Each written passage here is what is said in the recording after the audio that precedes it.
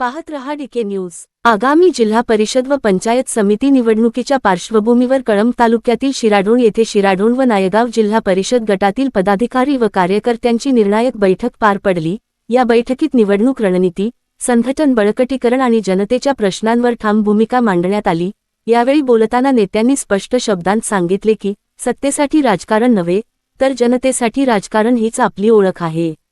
जनतेच्या प्रश्नांकडे डोळेझाक करणाऱ्यांना या निवडणुकीत जनताच धडा शिकवेल, असा इशारा यावेळी आमदार कैलास पाटील दिला।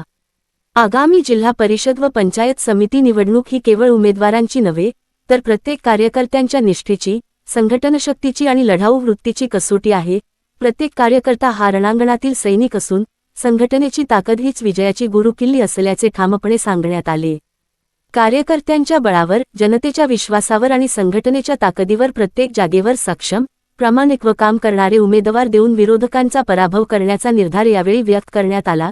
याच बैठकीत शिराढोण युवासेनेच्या नव्या पदाधिकाऱ्यांची घोषणा करण्यात आली।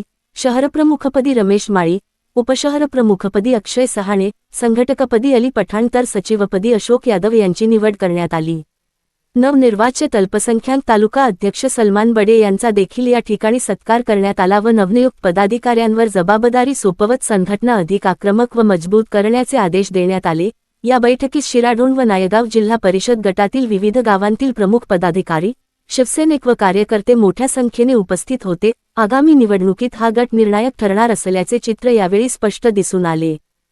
आमदार कैलास पाटील यांनी शिराढोणमध्ये काल बैठक घेतली, तर कार्यकर्त्यांना त्यांनी काय संदेश दिला आणि यावर तुमचं काय मत आहे?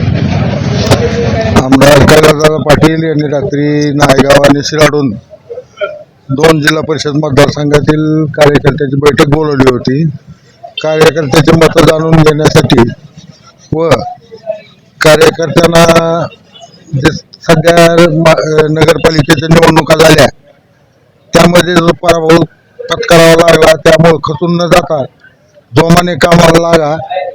इथं जिंकलो तर तुमच्या ही अस्तित्वाची लढाई, तुमच्या आपल्या सगळ्यांच्या अस्तित्वाची लढाई आहे। या भावनेतून त्यांनी कार्यकर्त्यांना संदेश दिला की ही निवडणूक कसल्याही परिस्थितीत आपण जिंकली पाहिजे आणि काही करून कार्यकर्त्यांनी कसली गडबाजी तडबाजी न ठेवता ते या निवडणुकीत प्रत्येकाने जोमाला कामाला लागावे। हा चांगला हे हवाईशाही असे उणे जुने न काढता प्रत्येकाने पक्ष देईल तो उमेदवार मानून प्रत्येकानं काम करावे ही भावना त्यांनी व्यक्त केली। त्याप्रमाणे कार्यकर्त्यांनी आपली मरगळ जपून काही कार्यकर्त्यांनी तिथे मार्गदर्शनपर भाषणही केली, स्वतःचं म्हणजे मरगळ जपून कामाला लागावं ही भावना त्यांनी व्यक्त केली। तसेच पक्षात शिराढोण मतदारसंघ हा ओबीसीसाठी आरक्षित, ओबीसी पुरुषासाठी आरक्षित असून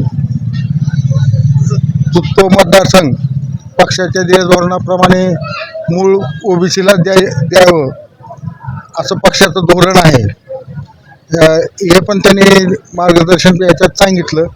कार्यकर्त्यांनी मग मूळ ओबीसी जर पुरुष असेल तर पुरुषच द्यावा ही भावना कार्यकर्त्यांनी व्यक्त केली आणि कार्यकर्त्यामध्ये त्याही प्रकारची कुजबूज चालू होती की हा जो आहे तो मूळ ओबीसी पुरुष आहे, तिथं ओबीसी पुरुषाची चाचपणी करावी। नायगाव मतदारसंघ हा ओपन पुरुष आहे, तिथंही ओपन पुरुषाचीच ही करावी अशा भावना कार्यकर्त्यांनी व्यक्त केल्या। त्याप्रमाणे या सर्व बाजूचा विचार करून कार्यकर्ते हे आपल्या आपल्या पद्धतीने कामाला लागतील अशा भावना व्यक्त केल्या। गावामध्ये चर्चा आहे किंवा ओबीसी पुरुष आणि ओबीसी महिलेला जागा दिली जाईल का, यावर तुमचं काय मत आहे? गावात चर्चा आहे सर, पण तशी पक्षात तर काही चर्चा नाही, वरिष्ठ लेवललाही कसली चर्चा नाही। काही लोकात संभ्रम आहे की बाबा तुमच्याकडे ओबीसी कार्यकर्त्याचा तुटवडा आहे, पण निवडणुकीत कामाला लागणारे बरेचसे ओबीसी कार्यकर्ते पुण्याहून, लातूरहून, मुंबईहून प्रत्येक वेळेस सामाजिक कार्य करणारे कार्यकर्त्याची मोठी फळी इथं आहे ओबीसीमध्ये सुद्धा। त्याच्यामुळं त्या गोष्टीची काही अडचण नाही, पण लोकांना दिसणारे ठराविकच लोक दिसतात, त्यामुळे लोकांचा त्याच्या कदाचित भावना थोडी बहुत होऊ शकते तशी, पण तसा काही प्रकार नाही। ओबीसी पुरुषाच्या जागेमध्ये की किती लोक इच्छुक आहेत सध्या? ओबीसी पुरुषाच्या जागेमध्ये भरपूर आहेत, 10 ते 12 लोक इच्छुक आहेत सध्या. पक्ष महिलांचा विचार करेल का का पुरुषांच्या जागेला पुरुषांचाच विचार करेल? पक्षाचं सध्याचं धोरण जे आहे, जर तिथं उपलब्धता त्या गोष्टीची नाही झाली, समजा मूळ ओबीसीचे योग्य लायबल कॅन्डिडेट नाही झाला तर एखाद्या वेळेस इतर ओबीसीचाही विचार केला जाऊ शकतो. तसं मूळ पुरुषाच्या जागेवर जर मूळ पुरुष निवडून येण्याच्या लायबल नाही सापडला तर तसा विचार 2 नंबरला होऊ शकतो. पण प्रथमदर्शनी पुरुषाचाच विचार पक्ष करील अशी माझी तर भावना आहे. तुमच्या बाजूला सैलानी शेठ सुद्धा उभा आहेत. हां. त्यांच्या कार्यकर्त्यांनी सुद्धा काल आमदार कैलास पाटील यांना त्यांच्या नावाची त्यांच्यापाशी मागणी केलेली आहे किंवा सैलानी शेठ सुद्धा इच्छुक आहेत आणि त्यांचे कार्यकर्ते उत्सुक आहेत सैलानी शेठ उभा राहावे म्हणून. यावर तुमची काय प्रतिक्रिया? काही नाही, चांगलंच आहे. त्यांचं सामाजिक कार्य पाहता त्यांना म्हणजे ते वातावरण पॉझिटिव्ह राहणारच आहे. सगळ्या गोष्टी त्यांना येत आहेत. त्यांच्याकडे खूप मोठा मनाचा माणूस आहे. तो त्यांच्या मनाप्रमाणे तो खूप जाणत असलेला माणूस आहे. त्याच्याबद्दल काही नाही. त्यांनी गावासाठी खूप सतत काहीतरी करावं, गावाचं कुठंतरी उपयोग करावं, सामान्य माणसासाठी कुठंतरी उपयोगी पडावं, गोरगरिबाच्या कुठंतरी उपयोगी पडावं ही भावना सतत त्यांच्याकडे असते. ही कार्य आता आपले शिराडोन भाग आणि शिराडोन परिसरातील लोक हे पाहतच आहेत. त्यांनी गावासाठी परवा एक 9-10 लाख रुपये खर्चून गावासाठी 1 घंटागाडी चालू केली. गावात परवा एक चक्कर मारली तर त्यांना गावात थोडंसं काही दिवे पद्धती बंद दिसले तर त्यांनी लगेच 2-3 लाख रुपयाची पदर मोड करून लगेच गावात लाईटची व्यवस्था केली. हे सैलानी बाबासारखे एकच नाही तर असे जाणत असणारे बरेच माणसं आहेत आमच्याकडे. सध्या आता विचार जर केला तर आमच्याकडे जवळपास 10 ते 12 मूळ ओबीसीतले इच्छुक लोक आहेत.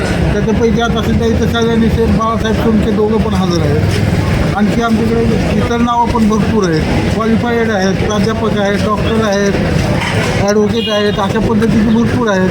आणि तसा विचार जर केला तर मूळ ओबीसी आणि कुणबी ओबीसी सुद्धा आमच्याकडे 2-3 नावं आहेत. त्याच्यापैकी मी स्वतःसुद्धा आहे आणि आणखी नावं आमच्याकडे 1-2 नावं आहेत. त्याच्यामुळे पक्षात जो काही विचार केला जाईल त्याचा आम्ही तन मन लावून आम्ही त्याचं काम करू अशी ग्वाही मी त्या निमित्तानं तुम्हाला देतो.